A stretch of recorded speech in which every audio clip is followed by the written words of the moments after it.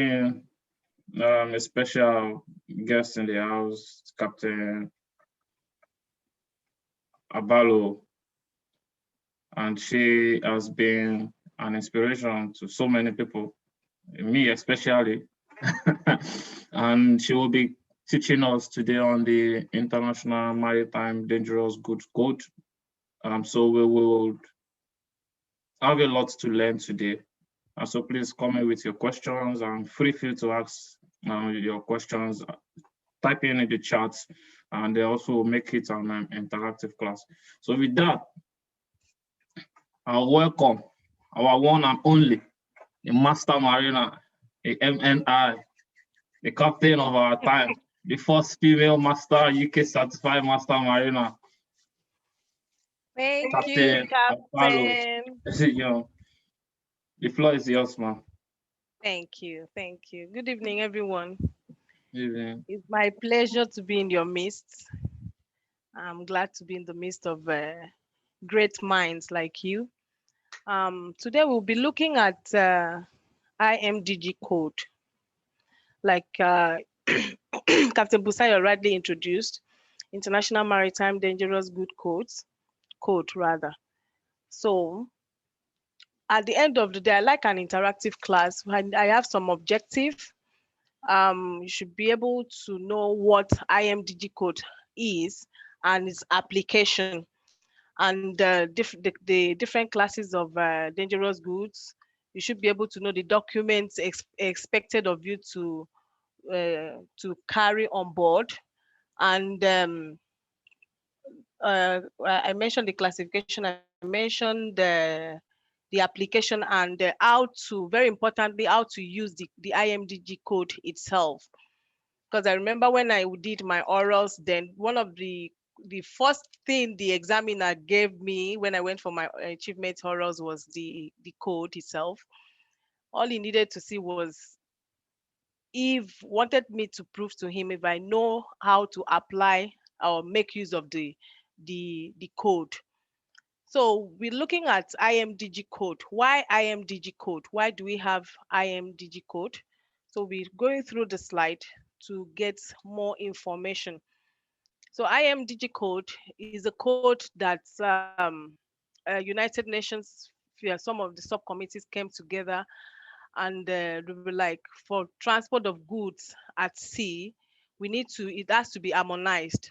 So they came in, gave a proposal, and it was adopted in 1965. And since then, it's been subject to different amendments. You know, maritime industry is subject to changes all the time. Even the world globally is subject to change. So that is the main reason why we are having these amendments that comes up 2 yearly. Once the IMO member states give a proposal, it will be looked into and adopted. So let's go see why do we have the IMDG code. It's mainly for two major reasons. For safety of life and for prevention of pollution. For safety of life at sea, we can find that in a SOLAS chapter 7, which has to do with the carriage of dangerous goods. And for that of pollution, you can find that in my MARPOL chapter, Annex 3 of MARPOL. All right, so let's move on. So IMDG code itself, it's divided into 3. There is we have two volumes and 1 supplement. So the volume 1 has about like six parts, exception of part 3. Part 3 has to do with the dangerous good code itself, list, which is in volume 2.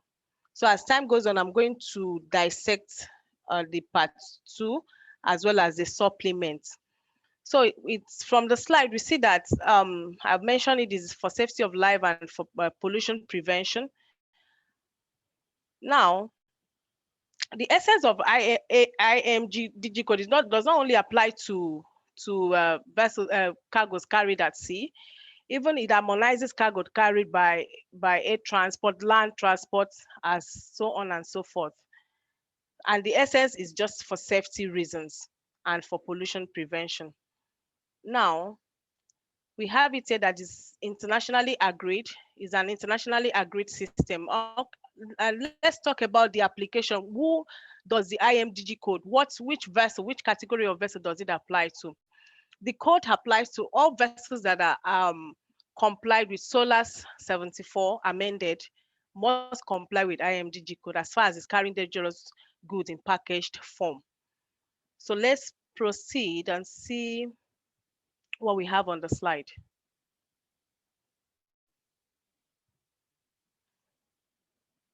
Okay, I mentioned it that is updated every 2 years, takes account of the dangerous good and safety concerns which arises. Now, from January 2013, amendments, there are series of amendments.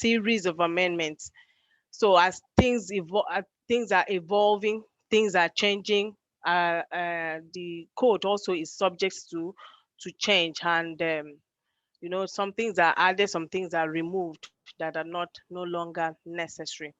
All right, so in volume 1, I drafted some things down.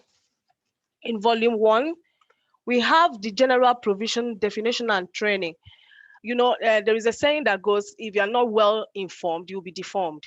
So if there is no proper training on how to handle these dangerous cargoes, definitely accidents will be very, very rampant. Even with the fact that we have the code in place, we still, accidents is not ruled out. So the second part has to do with the classification of DG, the dangerous, excuse me, good itself. I'm going to go into that once I'm done with the parts in volume 1. Like I mentioned, part 3 is in volume 2 itself, which has to do with the DG list. We have the parking and tank provision. You know, what needs to go into what? Is the particular packaging, is it compatible with whatever you are putting inside? Those are the things part 4 is going to explain. We have part 5, consignment procedure, which has to do with the marking, the labeling, the placarding of these items, and how it needs to be properly documented. We have the part 6, construction and testing of this packing equipment, such as the portable tanks, the multiple elements gas, that's the MEGC, and the IBC. And the part 7, okay, I forgot to mention that the part 6 is also subject, the tanks are also subject to pressure testing. You need to know if the container you are using is fit for purpose, subject to pressure testing. Then the last but not the least, which is part 7, provision concerning transport operations, special provisions and exception. Now, the IMDG code, the part 2, we have the dangerous good list. Under the dangerous good list, we have the UN number and the PSN number, which is the proper shipping name. In some occasion, they can give you the UN number without giving you the proper shipping name, and the examiner is expecting you to what the examiner expects you to do is to identify which substance is applicable to a particular UN number. And if you are given a UN number without the name, all you need to do is to check with the number and you know the particular cargo it applies to. But if you are given the PSN, that is the proper shipping name, without the UN number, you need to go to the index and check.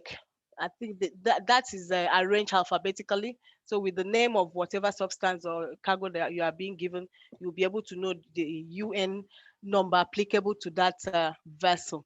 So before I go into the DG itself, let's see what we have here. Okay, I've already mentioned the parts. You can see them from part 1 to 7. That is 6 parts, excluding part 3, which is in volume 2. So we have the DG, which is in part 3. We have the appendix and all that. Excuse me. We have the supplements, very important. And the supplement itself is like in the supplement you have the emergency response procedure. Like, yeah, I think last week Captain Busayo did a very good justice to ISM code. Your EMS is expected to be embedded in the SMS of the vessel. The essence is to ensure help the shipboard operators to know what is expected of them should there be any emergency on board in terms of spillage, in terms of fire, whatever. They need to know what they are expected to do. So we have the emergency response procedure there. We have the medical first aid guide. If someone has eye contact with chemicals, skin, maybe your the chemical poured on anybody's skin, even rescue, what are you supposed to do? How are you going to rescue the person? So you yourself will not become a victim. You're the ABC of rescue, the check airways, breathing and circulation, CPR and all the likes. You will get them there in the medical first aid guide, which is otherwise called MFAG. That is that. So we have the reporting procedure. The reporting procedure. In the reporting procedure, different you need to know who and how to make your report. Is there in case of any incident on board, with respect to this to these dangerous cargoes. You need to know what to do. Even Nigeria is one of the countries there. The contact details are all spelled out there.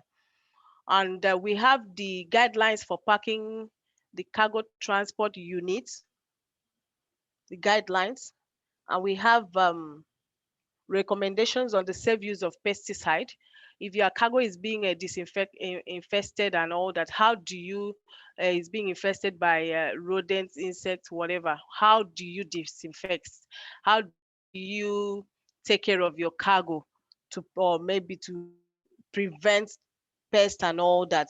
Those are all spelled out, as well as the safety procedure. Forget, you need to know how to operate it safely, otherwise you become a victim. Then the next one is the nuclear code and it's called INF code, Iridium Nuclear Fuel Code. For vessels that are carrying this kind of cargo, they need to have what they call certificate of fitness. And what the certificate of fitness tells us, it shows that your vessel complies in terms of equipment, in terms of structure and fittings. Your vessel is fit enough or capable of carrying that particular cargo. Remember, it's a dangerous cargo. So, and being for the fact that it has the vessel carries the certificate of fitness, it is subject to both inspections and survey. Subject to both inspection and survey. We'll talk about survey some other time if it has not been discussed in the class extensively. All right, so let's move on to the next slide. The purpose of IMDG code classification system. Now, from what we have in the slide, it talks about distinguished goods which are considered to be dangerous for transport. Don't forget that I mentioned that the essence of IMDG code was to harmonize and enhance safety at sea, as well as prevent pollution. Those two key are the major reasons why we have the code. And to identify dangers which are presented by these cargoes or this good being transported, and to ensure that there are correct measures taken to enable the goods to be transported safely without any risk to anybody. Now, let's see what the next slide is saying. Types of packaging and the classes of DG that can be transported. Okay, all right. Before that, let's quickly look into the DG code itself before we move on. The DG code, we need to know how to make use of the code. And I have a lot of things to discuss. I hope I do well with time. Okay, maybe before that, let me talk about the classes of dangerous good, the DG, which is part 2 of the volume 1. Let me see if we have it here. Okay, good. The 9 classes, very good.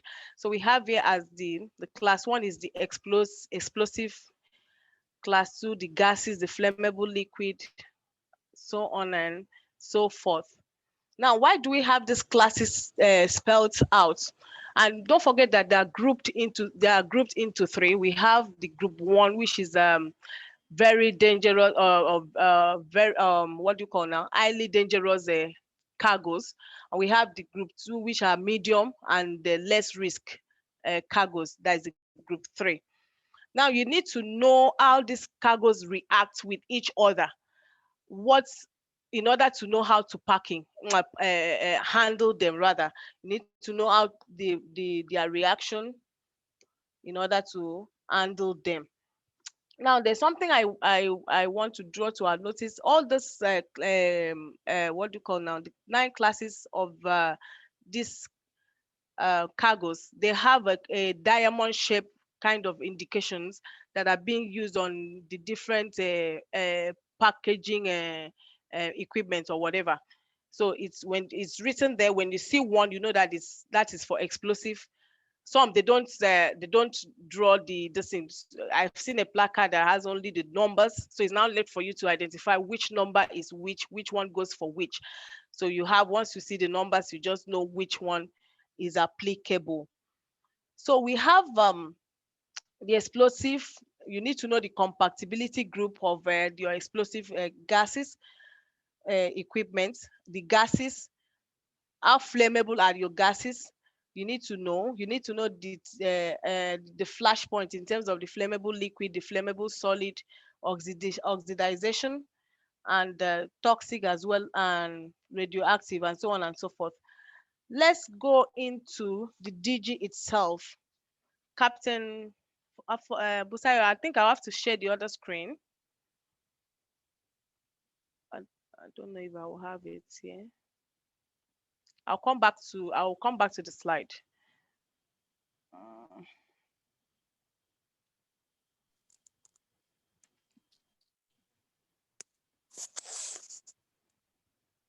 Just a moment, please.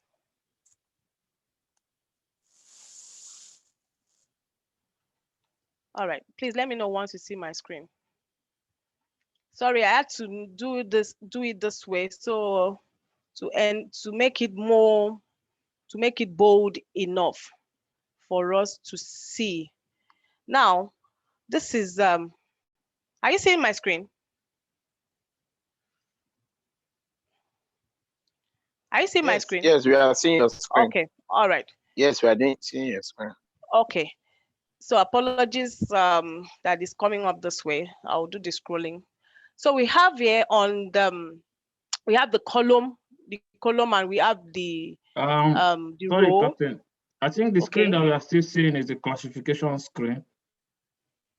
Is the what? Is the first slide that we are still seeing. I'm sure you want to set. Is the other one you want to show us, right? Yes.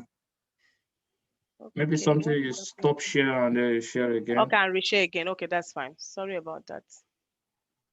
Please let me know once you can see.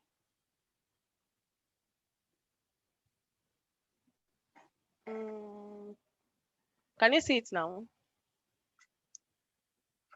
Not yet. Okay, I think it's coming now. Yeah, okay. We are seeing it now. Sorry about that. Okay, good. All right. Sorry, I just had to snipe this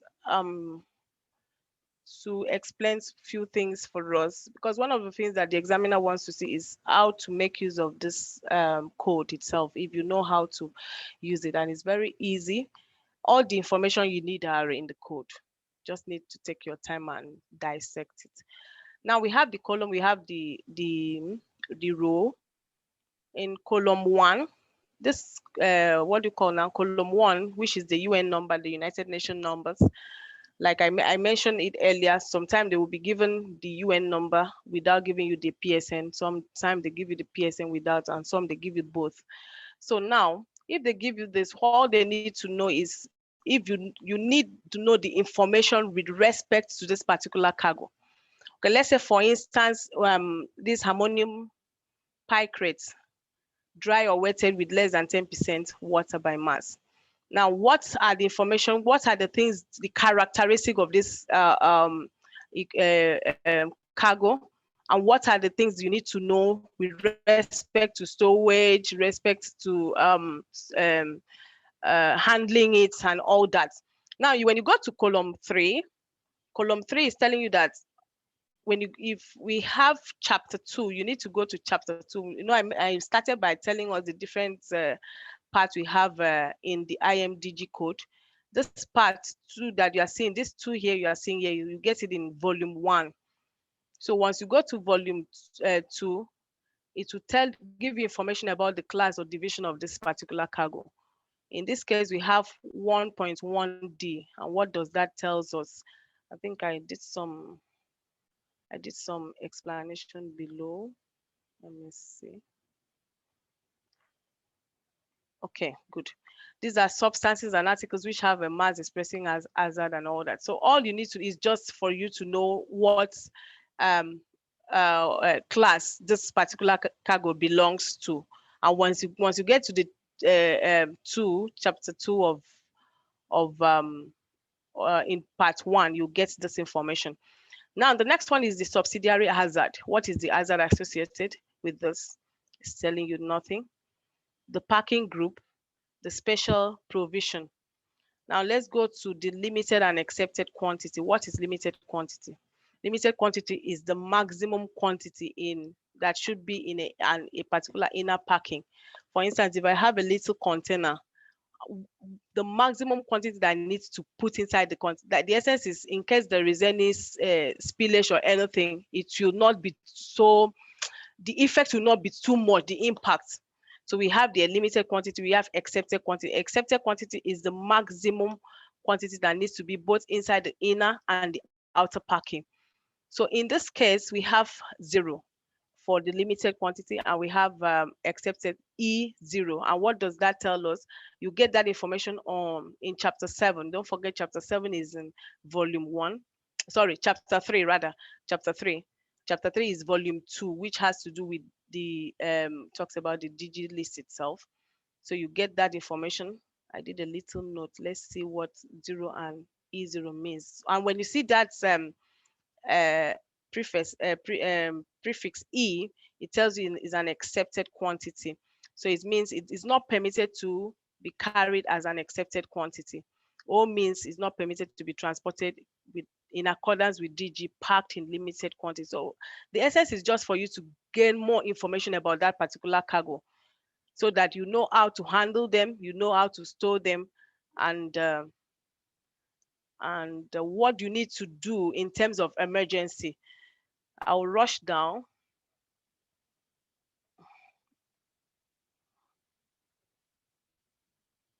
Sorry, I have to bring down our screen so I can see very well.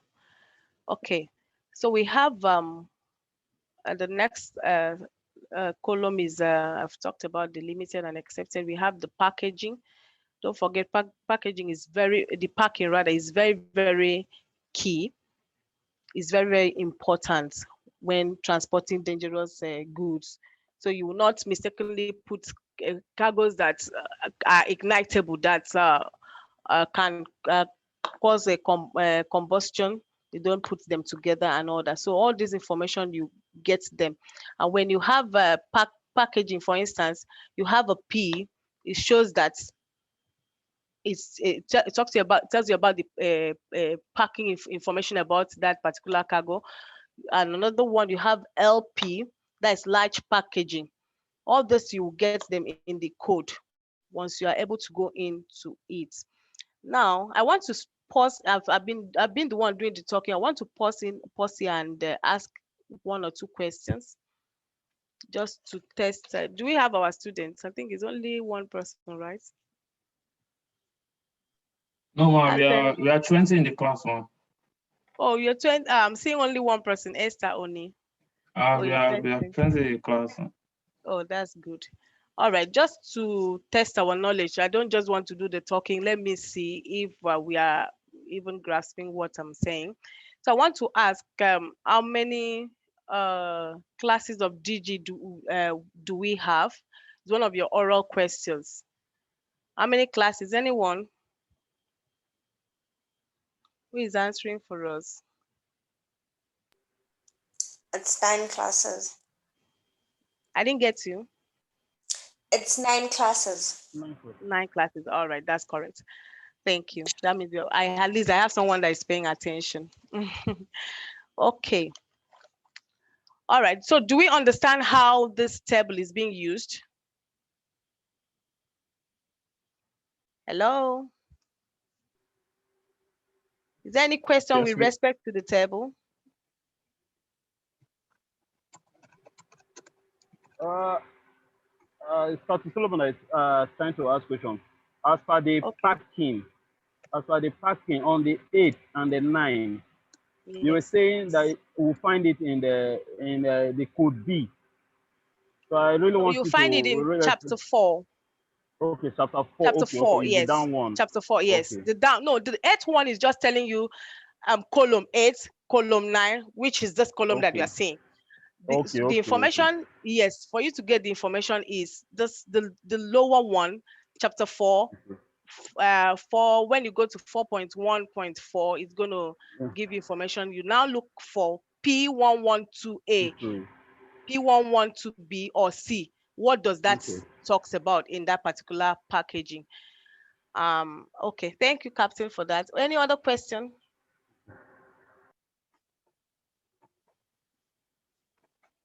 Please unmute and ask your question before we proceed.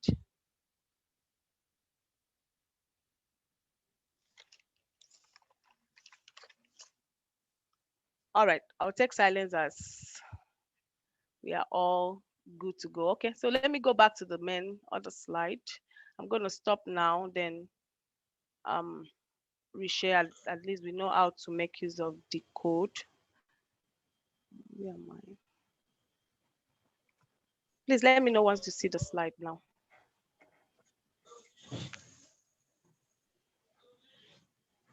Can you see the slide? Not yet. Not yet. Exactly.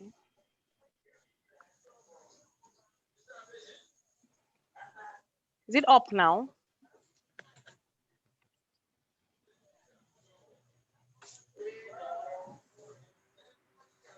Captain Falabi, can you hear me? Is it up?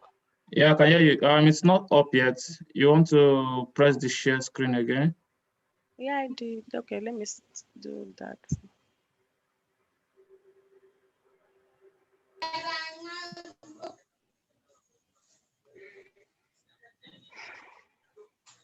Or I can share from my side. Let me try that again. Okay.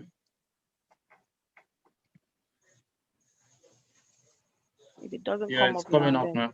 okay, It's coming better. up now. All right, so I can enlarge it then.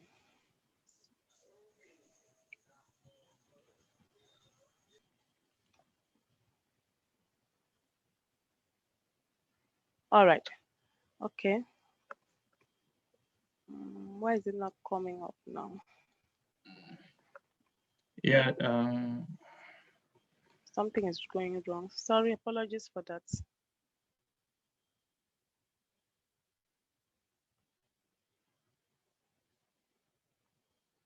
Okay.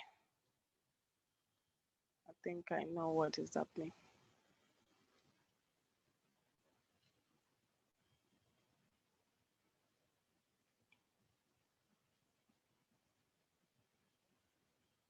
Okay. Is it better now?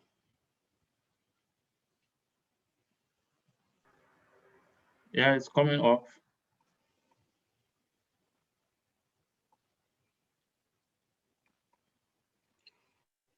Okay, good. All right. Sorry about that. Okay, so let's go on. So we have the column 1. Okay, I mentioned that. Column 1, column 2, the classes, the subsidiary risk, the parking group, the special. Please, as I go on, if you don't understand anything, please stop me at any point in time to ask your question, please. The limited quantity, I explained that. The parking instruction. intermediary bulk container, IMO tank, UN number, and so on and so forth. You get to column 18, which is the UN number again. All right, so now I mentioned the training required for what do you call now? Offshore staff, because they are responsible for storing of this cargo at the port. So they need to be well equipped, and they need to have adequate knowledge on what they are doing. Now, I want to quickly go to what is that I want to discuss? Okay, I want to talk about the documentations that are required for the carriage of this DG code. Now, before I go into that, this on the slide we have that the requirements highlight the need for all shore-based personnel involved in the shipment of cargo to receive adequate training to commensurate with their responsibilities. I mentioned that the code defines shore-based personnel as those who classify dangerous goods and identify the. So these guys are the one who package those things. They classify it, the package it, the label it. So you as an officer on board the vessel, you are not just expected to go to sleep once they are done packing or arranging or whatever. You need to check what these guys are doing, if they are doing it, because don't forget they are not going to sail to sea with you. If anything happens, is your life and the life of everyone on board. So you have that sole responsibility to cross-check whatever they are doing, if they are doing it well. So you need to look at the packaging. You need to look at the label. Is it well labeled? Is it well marked? You know, are they well placard? The loading and the unloading of it. Prepare transport documents for dangerous goods. They have to prepare documents. We're going to talk about the document that we require for the carriage of these goods. They're going to offer dangerous goods for transport, accept dangerous goods for transport, handle, prepare, load and unload, carry, and all that. All right, so that's the end of the slide. So I have a few more things to discuss before I leave the room for questions. Oh, where am I? So I have a few more things to discuss. The documentation required for the carriage of dangerous goods. What are the documentation? Before I start mentioning, what are the documentation that we are expected to carry on board vessels, or for vessels who carry dangerous goods in package form? What are the documents you are expected to have on board your vessel? Please, I need answers.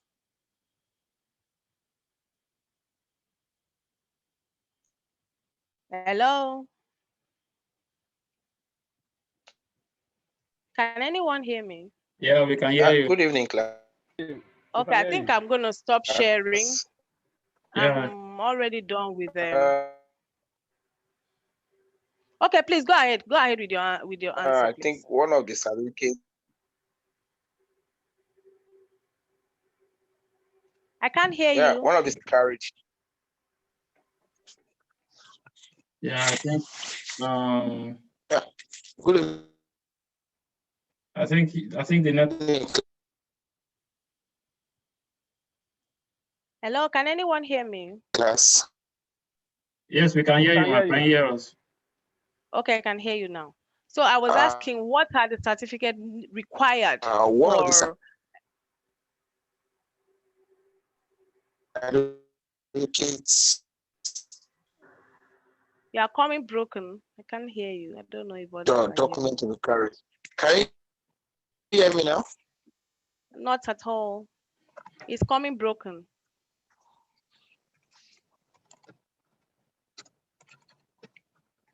Ma, you are free to. You can type in your answer in the chat box. I just want to see if how many of us are. You are free to answer. Okay. Any other Good person? evening. Good evening. Good evening. I think one of the certificates we can carry is certificate of fitness for carriage of dangerous chemicals in bulk. certificate of fitness. Okay, how many people agree with him? I want to see some charts in the box. If you agree with him, let me see your response. Yeah, we have some people raising their hands. Okay. Okay, raising their hands or responding? From all sides, there's a yes from Captain Solomon, raising their hand from, yeah. Okay. All right. Any other person?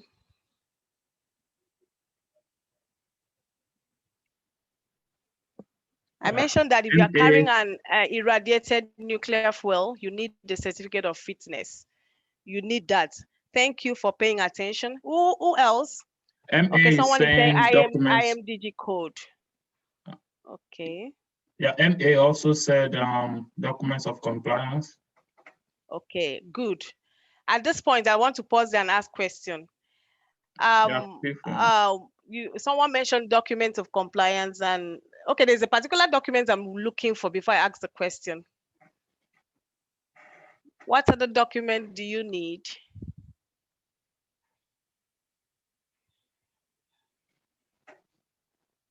Anyone?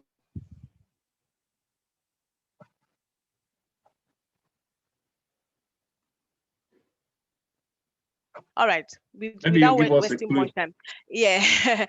All right, I was actually looking for someone to tell me about the declaration certificate, DG declaration certificate. Now, what does that mean? What's the difference between a certificate of declaration and DOC? What is the difference? Who gives who? Who gives what, rather?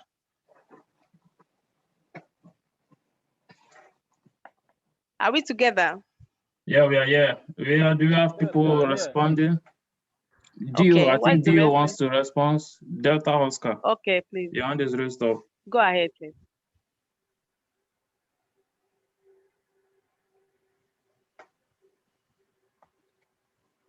Delta Oscar, are you there?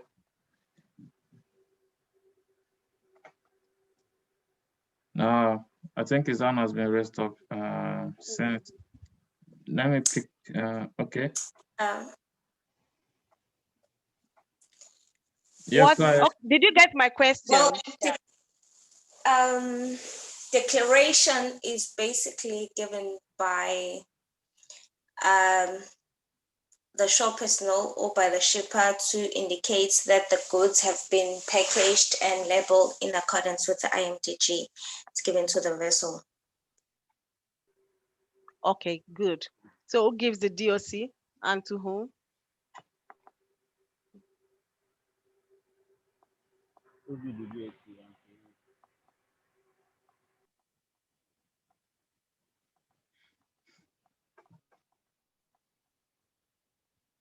All Any other person? She has responded twice.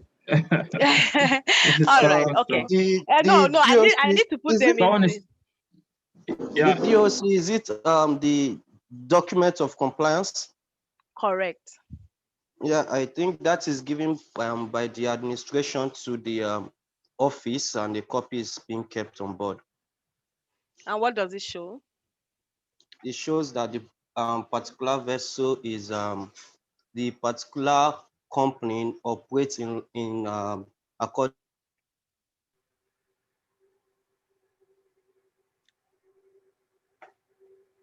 I think we lost him. Yeah, we lost him, but I think he was trying to make an interesting point, but not in a. Yeah, he's mixing it up. Yeah, he's mixing it up with the. Okay, I remember you just finished an ISM class last week, so it's still very fresh in your memory. Please don't mix it up. This DOC is a document of compliance, and compliance is basically for the vessel to show that the vessel is fit to carry this particular cargo. In terms of, it shows that in terms of structure, fittings, equipment, and all that, she is fit to carry that particular cargo. Like the first person responded, she was very, very correct. the declaration certificate is given by the shipper to tell you that, oh, I have No, now the bag you want collect. Hello. Yeah, we are hearing you. We are hearing you. Okay, it's provided by the shipper to show that the goods are properly packed, they are properly marked, labeled, placard, you know, segregated, and is good to go. So, and what do you call now? There's another thing that it will also give a packing certificate. This is just a declaration certificate, just sorry, a kind of attestation to like, okay, I packed your goods well in accordance to the applicable code. And we have another thing that is called the DG list, the declaration good list or manifest. What does the manifest tells us? Anyone? What does the manifest tell you?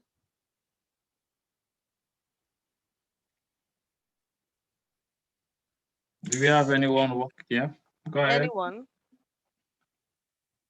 Okay, no one. All right. Then. So no, I think Kilo Mike, you wanted to say something. Okay. Yeah.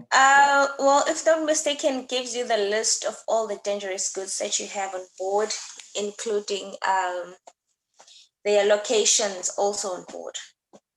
Correct. It shows you the location, and at times you have the stowage plan. I think they use in lieu of each other. So those are the documents that you are expected. Don't forget, I said declaration of certificate of document of compliance, IMDG code, declaration certificate, DG certificate of declaration. You'll have the packing list. You have the stowage plan or the manifest. Now I want to ask a question. Which one supersede which? Is it the IMDG code or the DOC? If I have the IMDG code without having the DOC, am I good to transport the goods? Am I good to go? At least I have the IMDG code. I know where to keep my cargoes. I know how to segregate. I know what is expected of each cargo. Am I good to go? No, I don't think you are good to go. Why?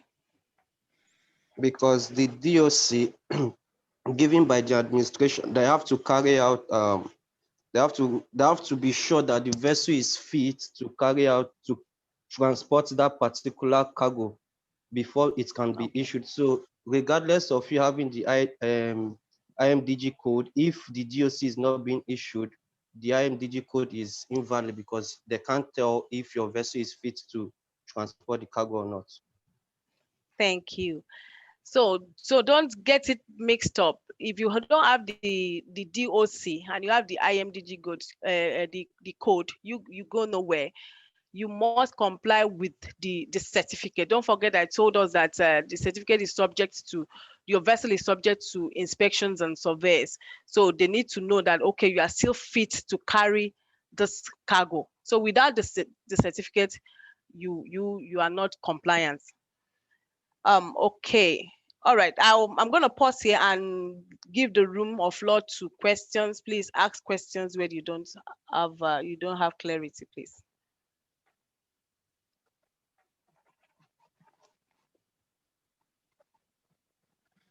Yeah, we got questions. I'm going to ask us. If you don't have questions, I have plenty of questions. I like asking questions.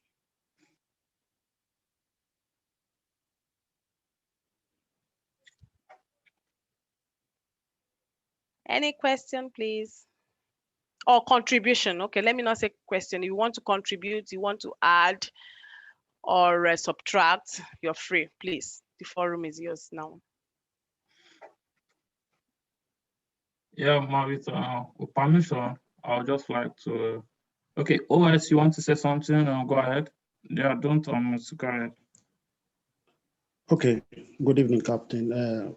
I just want to get some points from the classification.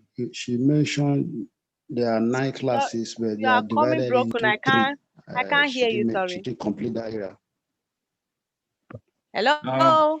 Can anyone hear me? Okay, Cap. Yeah, we can hear you. Oscar Syria, can you quickly Can hear you. type in your message and let's get your message. Just quickly type in your message, please. All right, sir. Yeah, just quickly type in your message. I would like to just add to what our captain has said on the DGDOC. When someone also explained that it shows that the vessel is able to carry the DOC as well. And I just want to add that inside the DGDOC certificate being issued to the vessel, it's divided into two schedules, which is what we know as the Schedule 1 and then Schedule 2. So the DGDOC on its own, I think just for the clarity of, was it EA or MA that was trying to confuse it with the DOC of last week. So there is ISM DOC and there is DG DOC. So the ISM DOC is to satisfy, that the vessel is following the ISM and is able to undo such fleets. So let's leave that ISM DOC there because that's a confusion in the example. But what Captain Abalo is trying to teach us this evening is on the DGDOC. So the DGDOC is a certification which satisfies that the ship can carry this and this dangerous goods. But also inside, what entails it apart from the details of the ship, what it can carry, it's also in the Schedule 1 where you can carry DG on board. So for instance, your vessel is a supply vessel or a container vessel or a container carrier. You cannot just carry a dangerous good on any part of the vessel, even though you are certified to carry a dangerous good. So inside your DGDOC view, I would like everybody to check on board. You have like a small, some diagrams which will show the upper deck or lower deck and show how goods are being segregated and being put together also. So we should try and take note of what is contained also in the DGDOC. And even apart from that also, it also shows the Schedule 2, which I was talking because it's a Schedule 1 and then the Schedule 2. The Schedule 1 shows where the DGDOC can be carried on board, where specifically on board are you to put the DGDOC, and it shows a plan of where if you have an upper deck or a lower deck or anyhow, it shows you where you can put your dangerous goods on board. This is important for passing your orals. Then the Schedule 2 is additional requirements that your vessel needs when you are as per firefighting, when you are carrying a dangerous good. So when you are carrying a dangerous good, like Captain Abalo rightly tell us, there are also emergency procedures, EMS, that you need to put in place. So I would like us to have that handled. Ma, there's a question coming here. It said the 9 classification. Okay.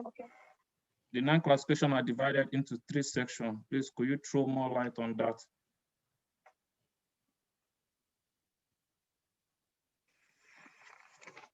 Okay.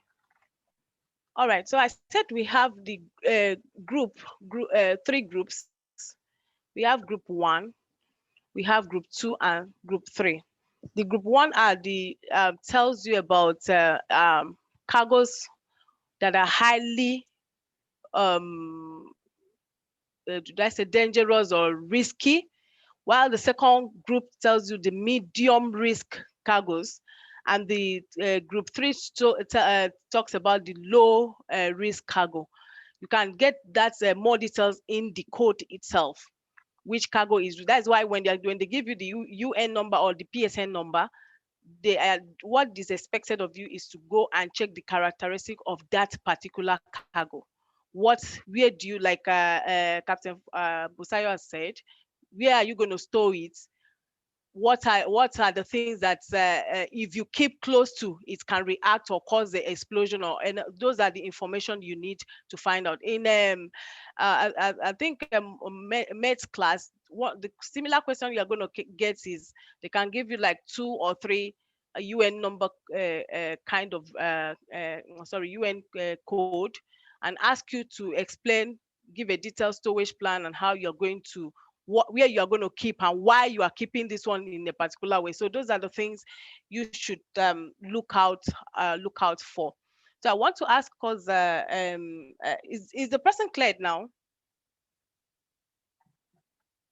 Is your question clear? It should be more. All right. Any other question? I think I saw 2 chats. Any other question? Not now. If we have anyone, we'll let you know. Okay. All right. Okay. No problem. So as we progress, okay, please feel free to pause at any point in time. And I want to ask, is a general question, not only applicable to DG, is a general emergency procedure that is expected of us. So assuming you are a chief, let's say a second mate on board, and your third mate or cadet, there is fire outbreak somewhere in one of the cargo holds or so, what is expected of you as the officer on duty at that particular point in time? What will you do? I'm throwing the question to the general class.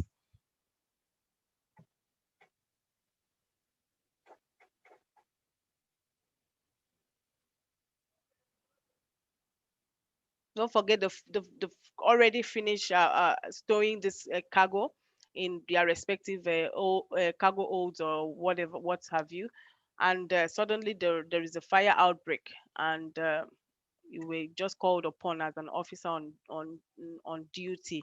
Assuming, let's say, your captain got a short leave and went to enjoy himself, what will you do?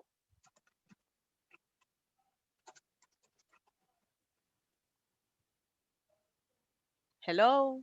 I hope I'm not talking to myself. Yeah, no, we're hearing you. I think We're hearing you. Everyone is trying to get the answer. But the question is clear, right? Yeah, it's really clear. Ma, you want to pick somebody to put him on the hot seat? I don't like putting someone on the spot. Let's give them a few seconds to speak their mind. Otherwise, I'll be forced to. Okay, Captain Busayo, you can appoint anybody. Okay. So I'll ask question again, just for clarity. If you are having an emergency as a result of the dangerous cargo that you are carrying, what will you do? Where will you know what to do? Shall I ask Echo Alpha? Are you there? Yes, I'm there. Yeah. Okay. In the case of an emergency fire outbreak of a dangerous good, first of all, I'll raise the alarm and also inform the master. Pending the time the master is going to, or the chief officer is going to come to see what's going on, I will identify the particular kind of dangerous goods that caused the fire, using also the location which this has occurred, using the cargo plan. After this, I try to, with the cargo plan, try to check if there's any other cargo close to it that can escalate the whole fire. Using also, I will check the MSDS to see preventions which can be taken to curtail the fire, and to know my actions. And also, on the MSDS, if it's out of control, there are contacts which we can call as well on the MSDS to assist for more information. Don't forget you are in the port. Also, I'm going to inform the port authorities as well of the incident. Okay, what happened to your EMS, your shipboard response, emergency response procedure? You've done well. That's good. And there's a particular point I was looking out for. You need to know where this fire, when they just say fire, fire, fire, you don't just start panicking, and you need to know where is this fire taking place. Which cargo, like he has rightly said, which cargo is involved. What type of, because it's not all extinguishing agents that is meant for all the cargos.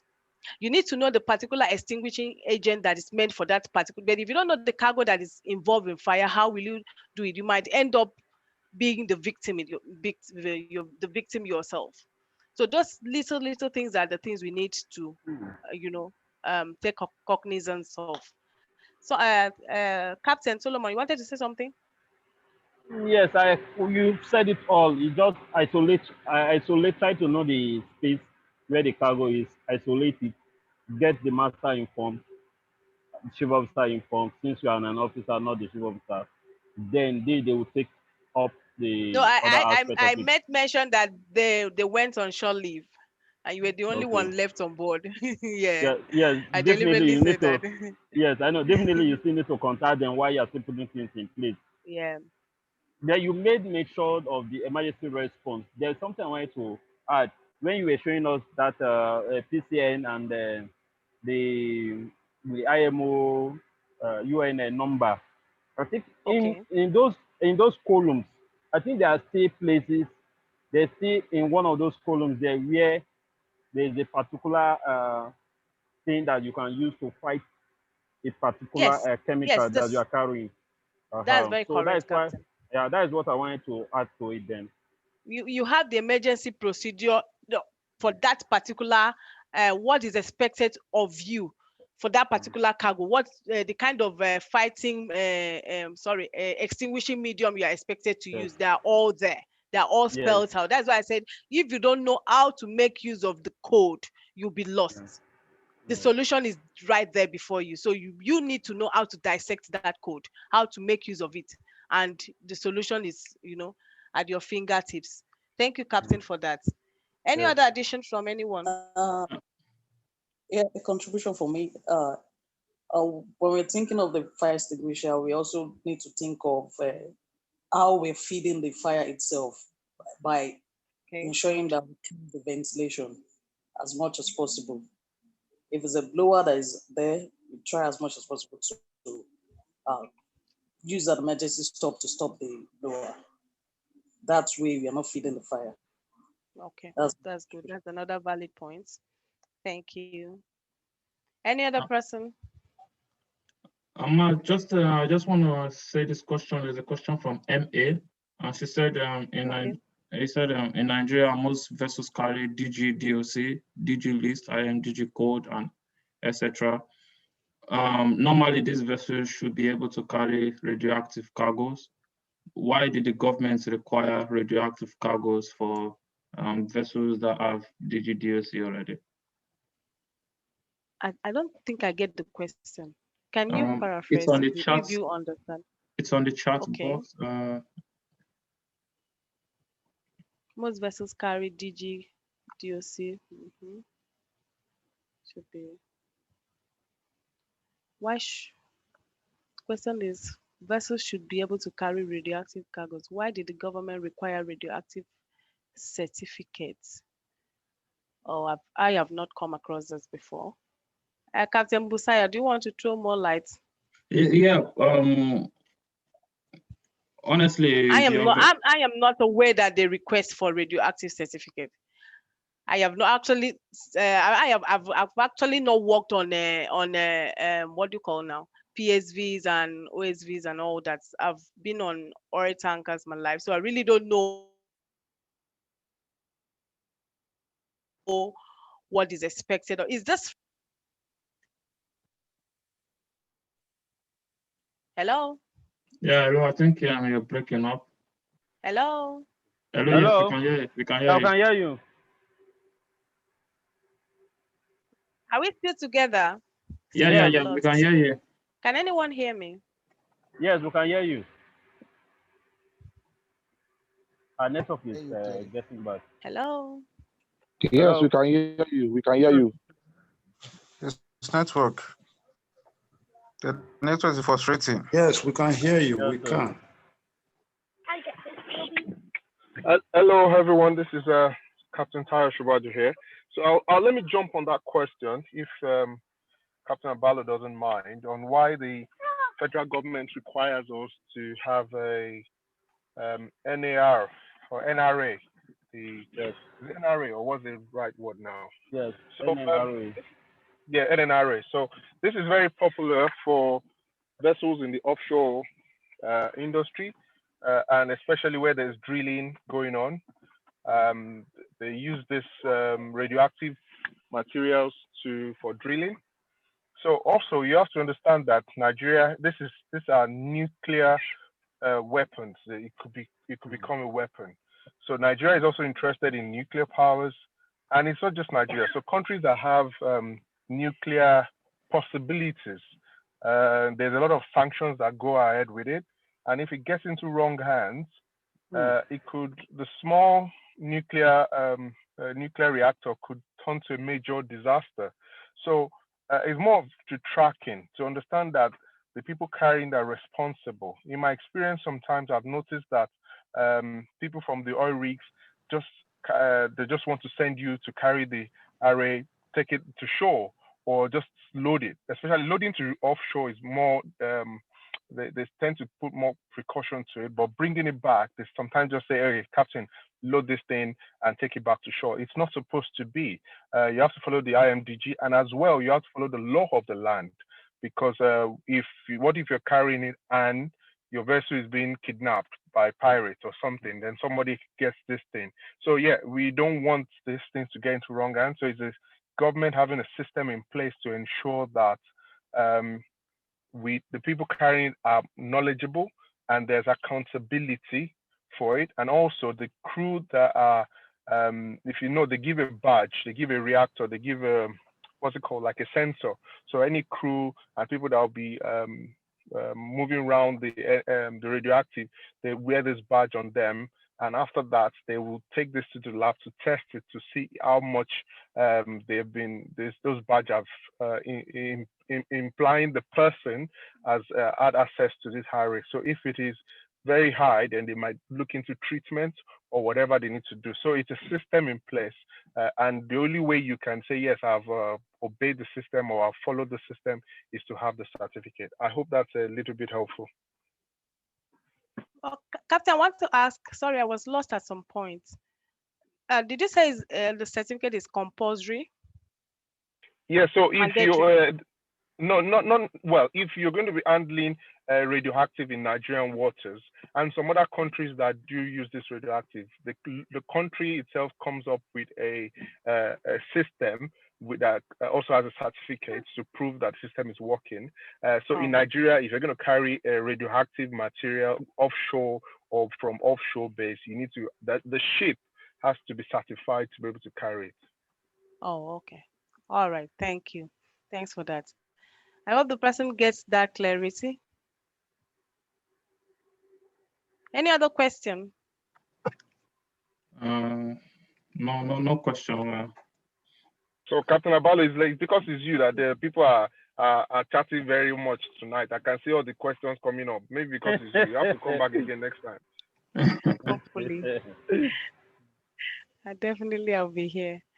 All right. No, I like an interactive class. That's good. It's really encouraging. Okay. Any other question from anybody? Any addition, subtraction, contribution? Let's do it, guys.